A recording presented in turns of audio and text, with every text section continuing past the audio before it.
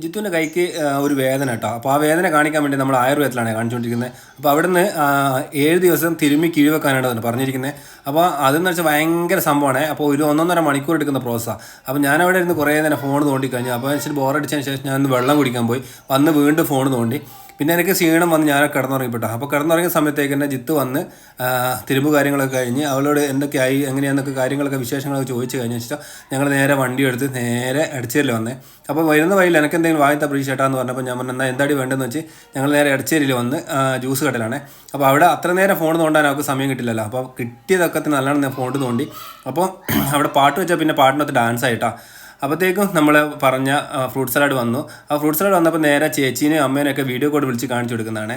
അപ്പോൾ ജാനൂസ് ഞങ്ങളോട് കുറേ കാര്യങ്ങൾ വാങ്ങാൻ ഏൽപ്പിച്ചിട്ടുണ്ടായിരുന്നത്. അതൊക്കെ വാങ്ങി ഞങ്ങൾ നേരെ വീട്ടിൽ വന്ന് അവൻ്റെ എല്ലാം കൊടുത്ത്. ഇന്ന് പെരുന്നാളാണെങ്കിൽ അമ്മേൻ്റെ ഫ്രണ്ടിൻ്റെ വീട്ടിൽ നിന്ന് നേരെ കുറച്ച് ബിരിയാണി കൊണ്ടുവന്നിരുന്നത്. അതും